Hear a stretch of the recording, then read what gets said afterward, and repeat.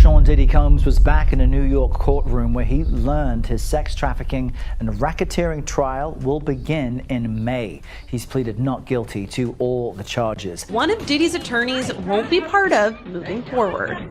Anthony Rico announcing in court docs, under no circumstances can he continue defending the embattled rapper. This is a serious proceeding with serious consequences, and all of us are addressing it accordingly.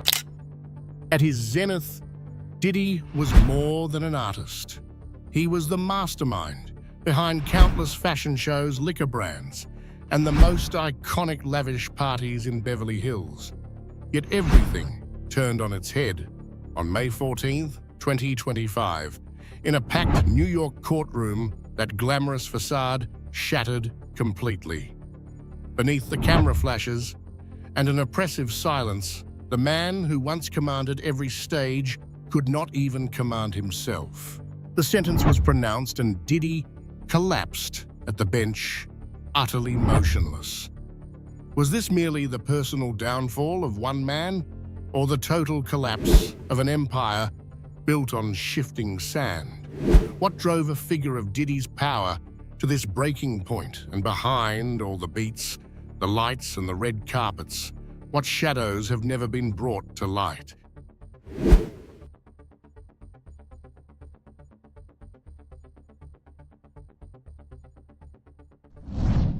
The collapse inside the courtroom, a fateful sentence. On May 14th, 25, at the United States District Court for the Southern District of New York, the atmosphere turned oppressive from the early morning hours. A long line of reporters formed outside the gates, cameras, microphones, and video equipment at the ready for a historic moment. Black SUVs came and went without pause. Security had been doubled, with sniffer dogs combing the parking lot and interior corridors. Across social media, from Twitter to Instagram, the hashtag #DiddyTrial dominated the trends. No one knew exactly what would happen, but everyone sensed that an empire was about to tremble. At precisely 9:00 a.m., Sean Combs, wearing a perfectly tailored charcoal grey suit, entered the courtroom.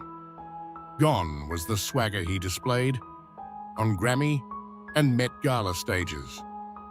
His face was hollow, his eyes vacant, his steps heavy as if dragged down by an invisible weight.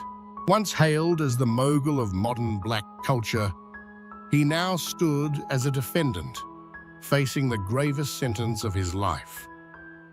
The jury had deliberated for more than 40 hours before reaching its verdict. Courtroom 3C was packed to capacity. In the front row sat Combs's mother, Janice Combs, clutching a Bible. Cassie Ventura, his former girlfriend, and the key witness in the charges, her gaze fixed on the dock. Next to her were entertainment figures Usher Jay-Z and director Hype Williams, all once proclaiming Diddy as an irreplaceable legend. And brother, Judge Eleanor Monroe, known for her tough, no-nonsense handling of federal cases, spoke slowly and decisively. The jury, having seen and considered all evidence, the defendant, Sean Combs, is hereby sentenced to 25 years imprisonment for the organized pattern of sexual assault, obstruction of evidence, and financial intimidation of witnesses. No parole is to be granted for the first 20 years. For a moment, everything froze. No one moved or spoke. There was no applause or sigh, only a dense silence that even live broadcasts could not fully convey. Then, before the entire courtroom, Diddy collapsed onto the counsel table. He did not shout or protest. His body trembled. His head slumped onto his shoulder as if all life had been drained in an instant. Emergency medical personnel rushed forward. A doctor in a white coat checked his blood pressure while a nurse held his wrist to take his pulse. Over 10 minutes passed before he could sit up, say nothing, and silently wipe the corner of his mouth, his eyes still vacant. His mother burst into tears. Cassie turned away. Jay-Z, famously stoic, bowed his head, gripping the armrest. None had expected tears in a courtroom defined by dry legal facts. An eyewitness in the courtroom later recalled, "I've attended many trials, but never witnessed a silence so terrifying. Not because of the verdict, but because of the unmistakable collapse of a legend." Notably, this was not Diddy's first brush with controversy. As early as 1999, he was arrested in connection with a nightclub shooting at Club New York. Yet with high-powered attorneys and extensive media influence, he had always beaten the charges. This time, however, the concrete evidence, consistent testimonies, and a public no longer easily swayed made all the difference. According to a legal expert from Columbia Law School, the 25-year sentence is the maximum penalty for a non-homicide federal offense. This is not merely a sentence for an individual.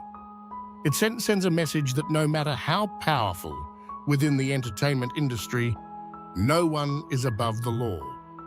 Throughout the trial, Diddy never admitted guilt. He remained silent or denied the allegations through his legal team, but when the sentence was read, no defense was offered. His downfall did not come with a shout, it came from an undeniable powerlessness. The investigation process, the actors behind it. Behind the shocking collapse inside the courtroom lies an investigation that spanned nearly 2 years, quiet, methodical, and carried out by a rare alliance of federal agencies, victim advocacy organizations, and anti-sexual violence groups. It all began with a familiar name that had been absent from the public eye for almost a decade, Cassie Ventura. In 2023, Cassie, once an exclusive singer under Bad Boy Records, and Diddy's longtime partner, officially filed a civil suit in New York State Supreme Court. Her allegations were seismic. She accused Diddy of coercing her into group sexual activities, secretly filming her, drugging her, and tightly controlling her finances, communications, and personal life for nearly 10 years. What began as a small-scale civil complaint quickly turned into a storm when the FBI, having reviewed her submitted materials, decided to step in. According to internal investigative files obtained by the New York Times, the case was swiftly elevated from state to federal jurisdiction due to its complexity, systematic nature, and interstate scope. The Federal Bureau of Investigation, FBI, in coordination with the U.S. Attorney's Office for the Southern District of New York, SDNY, and its Organized Crime Section, opened a file under the code name Operation Silent. The name alluded to the network of manipulation gag orders and control that Diddy allegedly built to conceal his crimes. What agents uncovered surpassed all expectations. Beyond Cassie's own allegations, the FBI traced private jet flight logs, hotel reservation records, and leaked internal recordings from seized phones. From there, they expanded the probe and uncovered nearly a decade of activity, recruiting escorts, orchestrating coercive sex parties, administering synthetic drugs, secretly filming participants, and even evidence of extortion. A breakthrough came from tracing financial transactions through subsidiaries of Bad Boy Worldwide Entertainment Group. An audit revealed over $3 million routed through shell companies, at least a dozen payments to opaque entities in Miami, Las Vegas, and Europe, all labeled as logistics expenses with no supporting invoices. A confidential IRS auditor commented, "The entire framework was built like a sophisticated money laundering machine, where charges for client services and VIP events funded illegal conduct." The network's key links gradually emerged.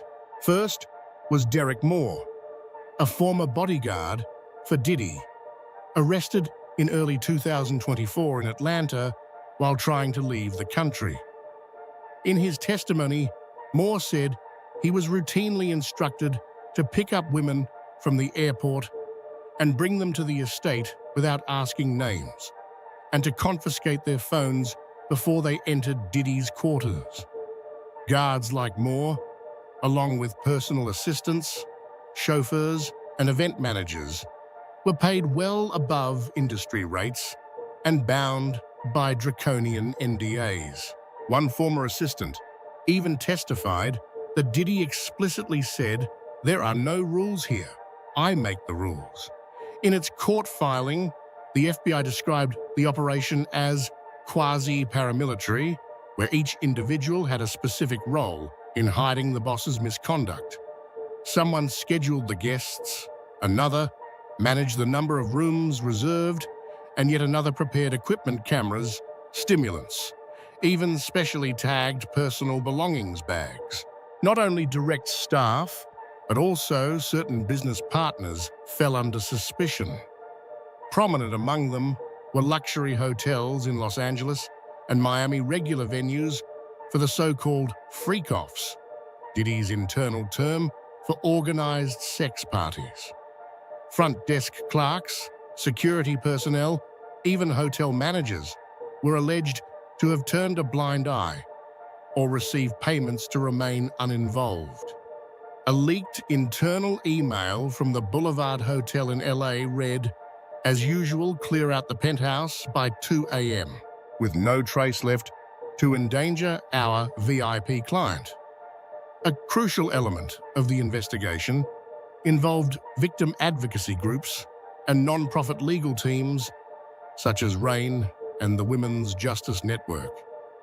They served as trusted intermediaries, encouraging former victims once isolated, threatened, or paid off to come forward safely.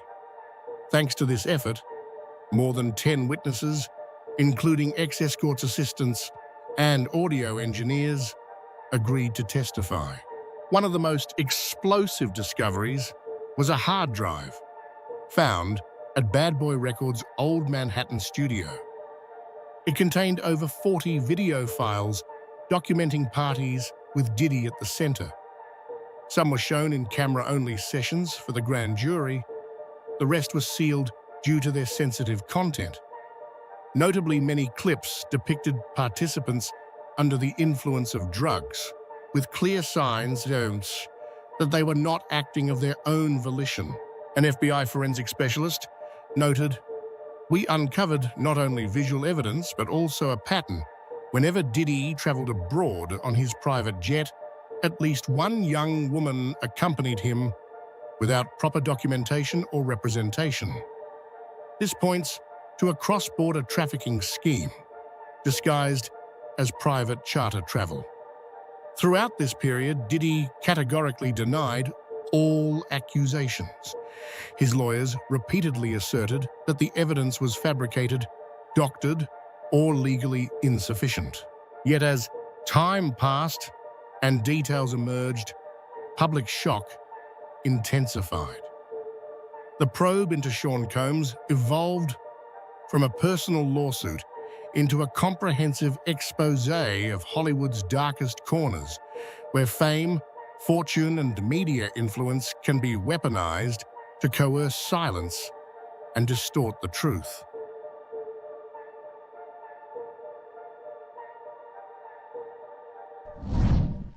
The horrific testimonies. If the verdict was the knockout punch, then the testimonies delivered in the court were like slow, merciless cuts, bit by bit, stripping away the myth of Sean Diddy Combs as a creative genius fashion mogul and pillar of power in the black community. Instead, before the jury and all of America stood an image of a heartless, calculating puppeteer with no moral boundaries. The first to take the stand was none other than Cassie Ventura, the spark that ignited this entire case. Gone was the glamour of the once youthful singer. Cassie appeared plainly dressed, hair pulled into a tight bun. Her steady gaze revealing layers of unhealed trauma. She opened with a single, earth-shattering sentence: "I lived in an invisible prison for nearly 10 years, where Diddy was the warden, and each time I tried to break free, he punished me in a new, more brutal way." Cassie recounted in chilling detail the so-called freak-off parties, organized sex events she was coerced into attending. At each gathering, Diddy sat at the center of the room, like a director calling the shots. He commanded who did what, even filming it with professional cameras stationed in every corner.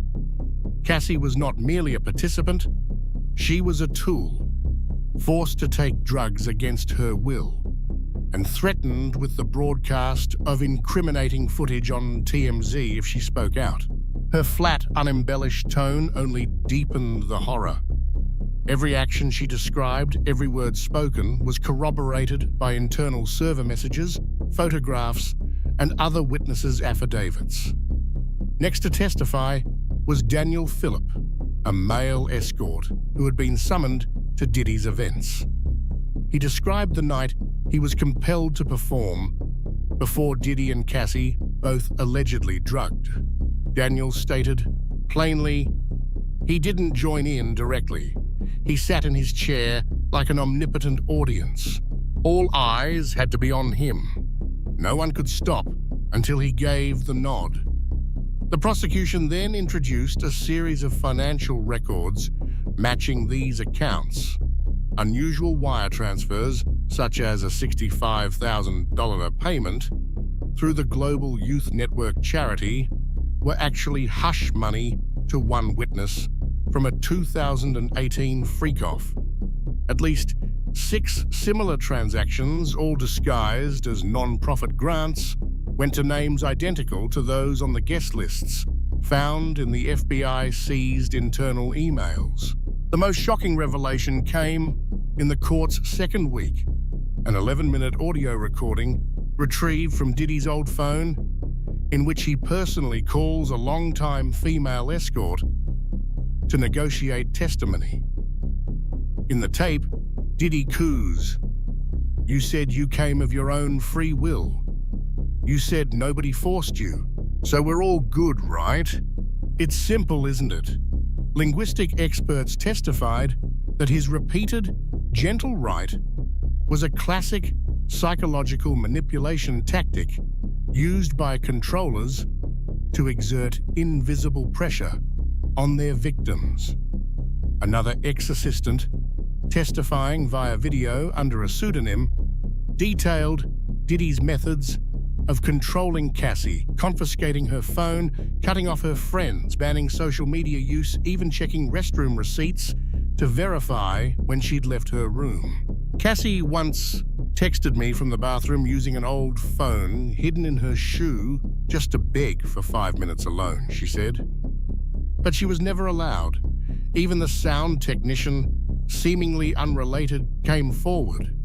He described being instructed to install mini cameras in the VIP suites used for private parties. When he asked why, he was told just to preserve memories for VIP guests. But of course, they never get to see those memories. Throughout cross-examination, Diddy's lawyers tried to discredit the witnesses as self-seekers or paid defamers. Their argument collapsed when prosecutors presented a chain of visual data from hotel CCTV to internal booking emails, all matching the witnesses' accounts.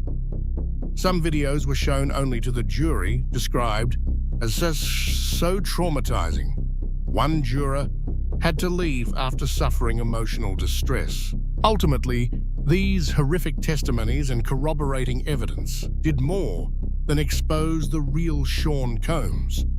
They forced a wholesale re-evaluation of how we viewed this so-called kingpin. A behavioral analyst from NYU summarized, "What we see here is a textbook manipulation model isolating the victim, creating indebtedness, threatening with property video, or emotional leverage. It's exactly how cult leaders operate, and Diddy employed nearly every one of those techniques cloaked in music, money, and fame." With each testimony, another dark fragment was slotted into place. When the final piece clicked home, the image wasn't of a fallen legend, it was of a collective awakening. A power built on silent suffering, extended over years, left unchallenged until now. The system behind Diddy, from power to crime. When the court testimonies drew to a close, people began to see Diddy not merely as a lone offender. What had been laid out in the investigative file, and then detailed by the prosecutors, revealed an even more horrifying truth.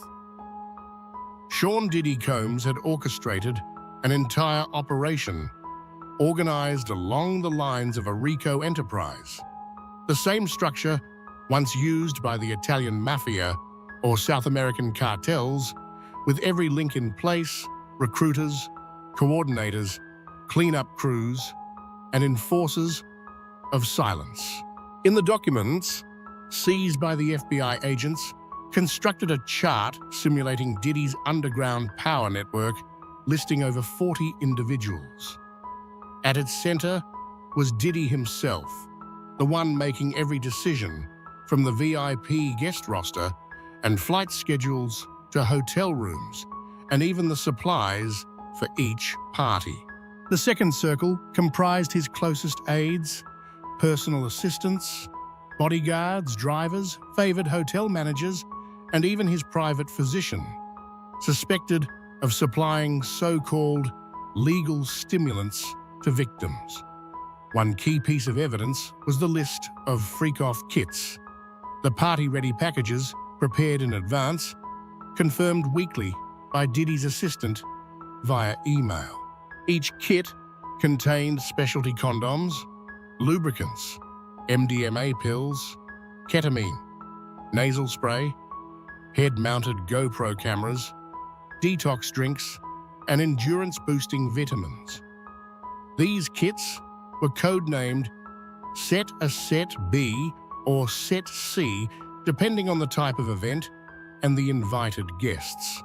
Notably, every email concluded with 4 review only, delete after reading, a clear sign of awareness that these acts were illicit. Moreover, the FBI extracted dozens of signal messages exchanged among Diddy's inner circle of assistants. One read, "Sister A flying from Vegas to JFK at 9 a.m. Pick up at Terminal 5. Remember to confiscate her phone before entering the suite. Set B is ready."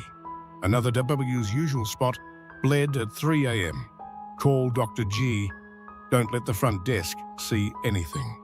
Though wrapped in polite phrasing and encrypted symbols, these messages, when paired with video evidence and witness statements, laid bare the system. This was no series of isolated incidents. Everyone knew their role and understood exactly what they were facilitating. These gatherings were not random. They followed a cycle on a fixed schedule occurring 2 to 3 times per week with rotating personnel. Perhaps most enraging was the silent participation of luxury 5-star hotels, the very venues where these crimes unfolded. Prosecutors named 3 high-end chains, including one based in Beverly Hills that had accommodated special requests for camera-free rooms at least 12 times at Diddy's behest. Some hotel managers were even invited to private music galas or investment partnerships as covert rewards. A former room attendant, testifying anonymously, recalled, "Some mornings when I entered to clean the suite was in disarray, and women lay everywhere unattended. Each time I'd receive an unusually thick envelope of cash. The hotel's failure to see was no accident, but part of a protective ecosystem. Behind every closed door lay complicit hands, shielding the ringleader from consequences." These individuals, though not directly committing the crimes, served as the bulwark that allowed the mastermind to evade accountability. A criminology professor at UCLA observed on 60 Minutes, "What makes Diddy's system terrifying isn't isolated acts of violence. It's how he leveraged power, money, and connections to build a private world immune to the reach of law." There is no doubt Diddy did more than break the law. He ran a criminal enterprise, a hidden empire wrapped in fame and acclaim, yet scarred forever in the lives of dozens of women, even those who once loved him or worked for him. What cannot be denied: physical evidence. By the third week of the trial, as Diddy's lawyers still struggled to portray him as a charming man, caught in complex but consensual relationships, the prosecution unveiled evidence that could not be denied. No longer mere words, but images, sounds, and data that fell like a hammer in the courtroom, silencing even those who once believed in Diddy. The first physical evidence presented was video footage of the freak-off parties recorded by Diddy himself, many clips never before seen, stored on an encrypted hard drive discovered in his old Manhattan studio. According to prosecutors, these videos were far from artistic. They lacked clear consent, and in many cases, victims were unaware they were being filmed. One clip, over 7 minutes long, showed a young woman in a drug-induced trance, her sexual movements guided by two men, while Diddy sat nearby, smoking a cigar, smiling, and issuing instructions. When asked if she agreed to participate, the woman gave a dazed half-smile, then collapsed unconscious moments later.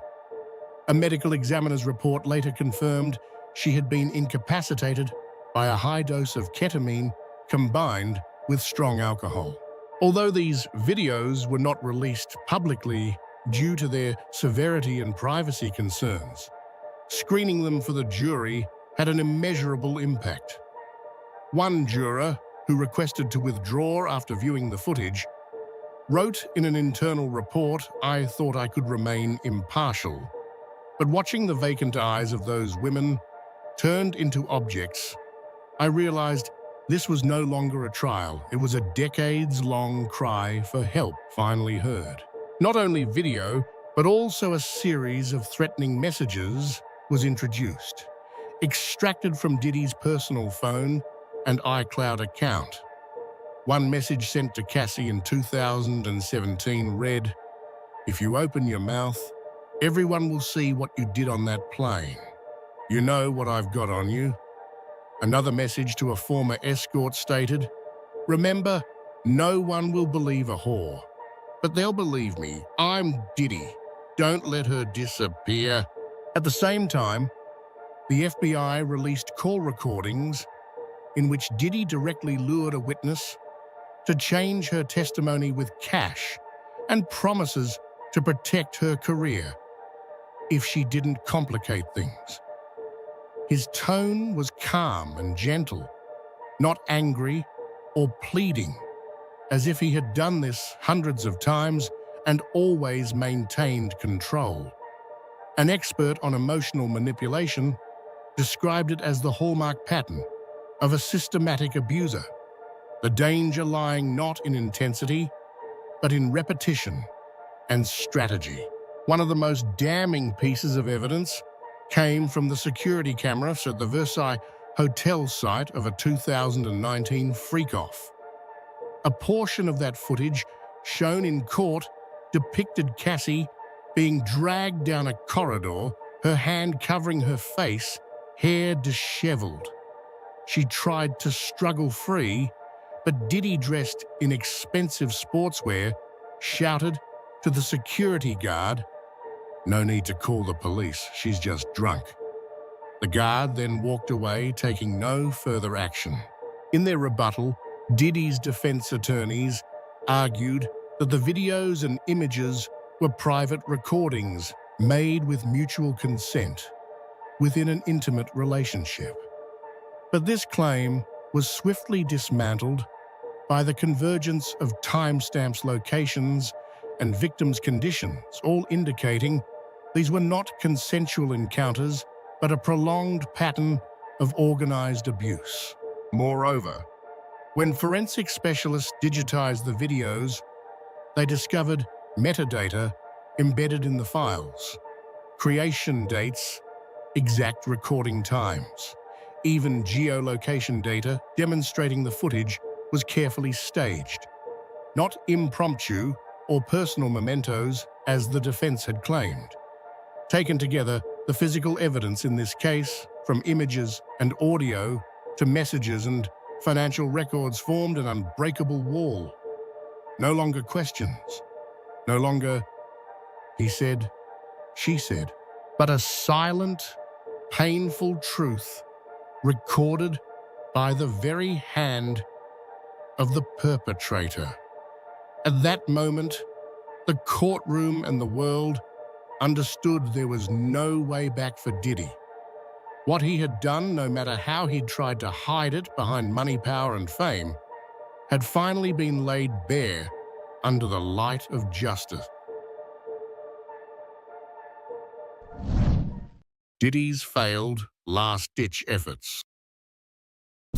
As the trial reached its climax, Diddy's legal team, assembled from top firms in New York and Los Angeles, launched their final counter-offensive, unable to refute the physical evidence or undermine the consistent victim testimonies. They instead sought to recast Diddy as the wronged party in his own story, a man misunderstood and exploited by complex but consensual relationships. In a 300-page defense dossier, his attorneys portrayed Cassie as ambitious, always seeking advancement through relationships, arguing that her involvement with Diddy persisted not out of coercion, but because they shared emotional and artistic bonds. They introduced a trove of old footage showing Cassie and Diddy together at various events, appearing affectionate as proof the relationship was voluntary and free of force. Through his representative, Diddy addressed the court. "I never did anything to make any woman feel unsafe. I love Cassie. We shared beautiful moments, yet everything is now twisted into a nightmare." That emotional appeal quickly backfired. The videos submitted by the defense turned out to coincide with timestamps of threatening recordings and images of abuse presented by the prosecution. One clip used by Diddy's lawyers, showing Cassie laughing on a trip to the Maldives, was timestamped just 2 days after she'd been hospitalized for soft tissue injuries. The medical report filed by prosecutors completely dismantled the defense's happy memories narrative. Their second tactic claimed that all intimate recordings were personal mementos with no malicious intent. The lead defense attorney insisted none of these clips were ever made public. Capturing private moments between consenting adults is legal, so long as they are not shared or used improperly. This too collapsed under scrutiny. The prosecution not only proved the videos were recorded without consent, but also showed how Diddy weaponized them for manipulation, threatening blackmailing, or trading victims' silence for material benefits. A former escort testified, "I was never told I was being filmed. When I tried to quit, he sent me that video with the message, 'Who's going to hire you once they see this clip?'" Diddy's final move was to propose financial settlements to his accusers as an expression of remorse and a desire to close the chapter. Reports indicated he offered Cassie a private settlement of $12 million on the condition she drop the lawsuit. She declined, telling prosecutors it's not about the money, it's about having the truth acknowledged. "I need the perpetrator to face justice, not buy his way out." In the end, none of Diddy's defenses withstood the weight of overwhelming evidence and powerful testimonies. To the jury, his legal wrangling appeared not as legitimate defense, but as stalling tactics, an attempt to buy silence. By the time the verdict was read, all Diddy could do was bow his head. He had nothing left to say, no song left to sing, and no path back to what once was.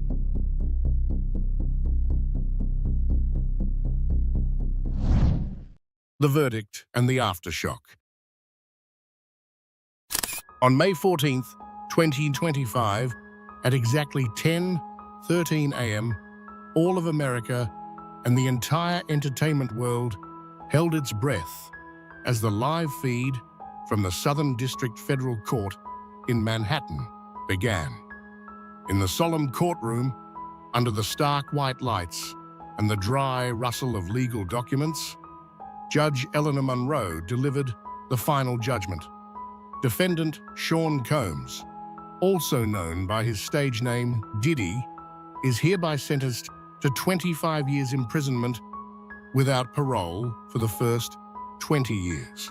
In addition, the defendant shall pay a total of $39.5 million in civil restitution to the 7 direct victims and an additional $5 million fine for evidence tampering and witness intimidation.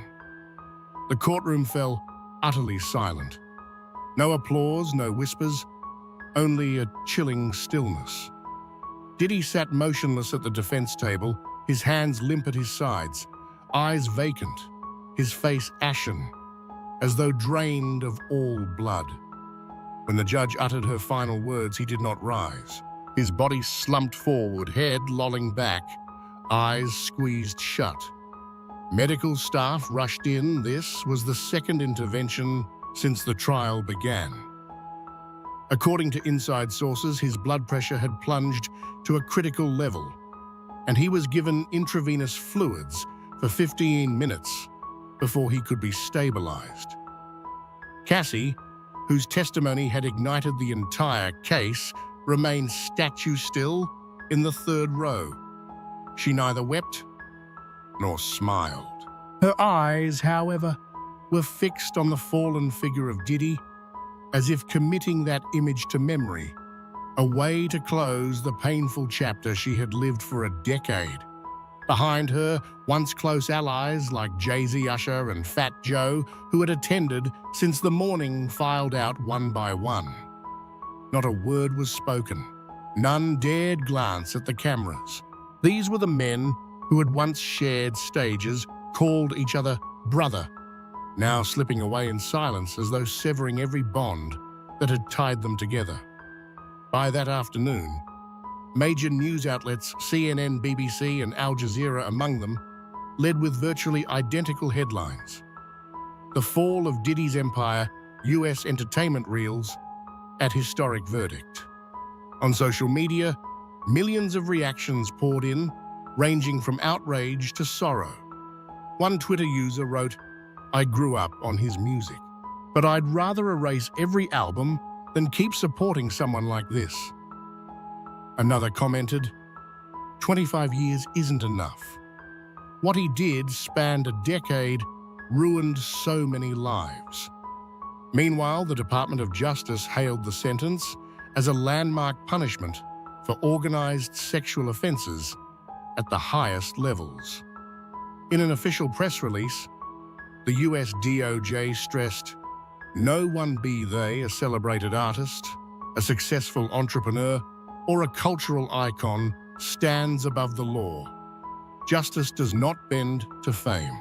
At the high-security federal penitentiary, where Diddy will serve his term, security measures have been intensified amid a high assessed risk of self-harm.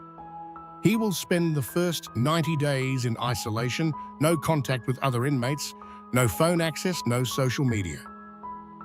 In other words, one of the most influential figures in global entertainment will live in absolute silence, at least until 2045.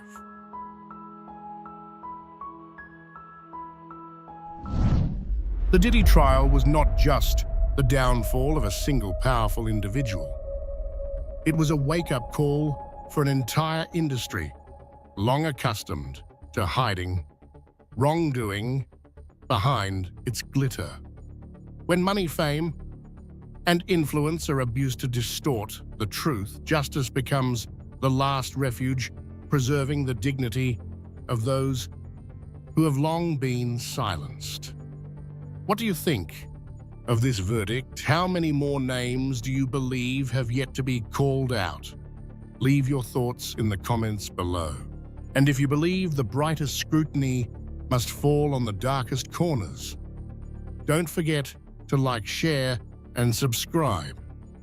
We will continue to follow this case and bring you the untold stories lurking behind the glitz of the entertainment world. This is not the end. This is only the beginning of an era of justice.